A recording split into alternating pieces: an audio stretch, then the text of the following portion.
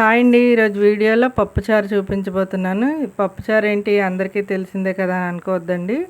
నేను రెగ్యులర్గా చేసే పప్పుచారు చూపించబోతున్నాను. ఇందులో ఎటువంటి పొడులు కానీ ఏమీ వేయకుండా చాలా సింపుల్గా ఇంట్లో ఉన్న వాటితోనే చేస్తానండి. ఇది బ్యాచిలర్స్ కూడా సింపుల్గా చేసుకోవచ్చు. ఈ తయారీ విధానం చూద్దాం.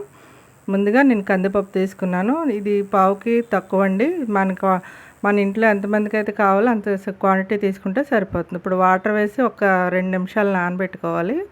నెక్స్ట్ బాగా పండిన టమాటాలు 2 తీసుకొని ఒకసారి కలిపేసుకొని మూత పెట్టి 3 విజిల్ రానివ్వాలి. పప్పుచారు కదండి, కొద్దిగా మెత్తగా ఉంటే బాగుంటుంది. ఇప్పుడు పులుపుకి తగ్గట్టు చింతపండు నానబెట్టుకొని ఇది పులుపు తీసి పక్కన పెట్టుకోండి. నేను ఈ బేసిన్ నిండా నేను పులుపు అనేది తీస్తానండి. మా ఇంట్లో ఒక నలుగురికి సరిపోతుందనమాట. మీరు ఎంత కావాలో అంత తీసుకోవచ్చు.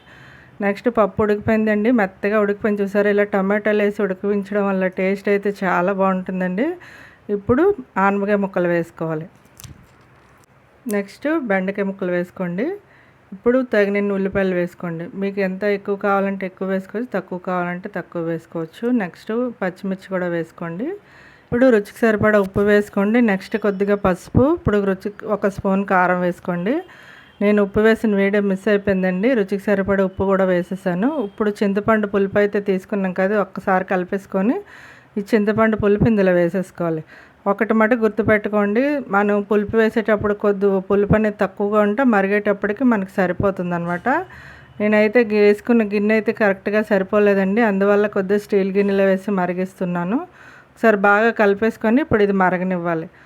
పులుపు తక్కువగా ఉన్నట్టు చూసుకుంటే మరిగేటప్పటికి మనకు పులుపు అనేది కరెక్ట్గా సరిపోతుంది. ఇది పొంగొచ్చిందండి, జస్ట్ ఇంకా మరగలేదు. ఇప్పుడైతే 6 నిమిషాల తర్వాత మీకు చూపిస్తున్నాను. చక్కగా మరిగిపోయి ముక్కలు కూడా బాగా ఉడికిపోయాయండి. ఇప్పుడు ఇది పక్కన పెట్టేసి పోపులు వేసుకోవాలి.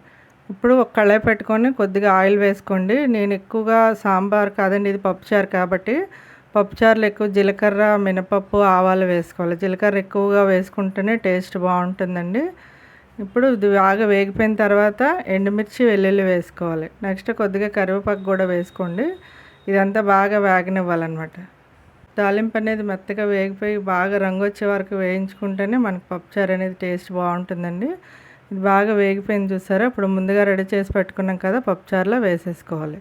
తాలింపు ఎప్పుడైనా బాగా వేడిగా ఉన్నప్పుడు వేసుకుంటేనే మనకి చారైనా పప్పుచారైనా ఏదైనా టేస్ట్ చాలా బాగుంటుంది. ఇప్పుడు ఫైనల్గా నేను పోపు వేసేసాను. అంతేనండి, చాలా సింపుల్ కదా, అన్ని ఇంట్లో ఉన్న వాటితోనే వేసుకోవచ్చు. ఇందులో ఎటువంటి పొడులు కానీ మసాలాలు కానీ ఏమీ వేయకుండా సింపుల్గా చేసుకోవచ్చండి. వీడియో నచ్చితే లైక్ చేయండి, షేర్ చేయండి. Thank you for watching.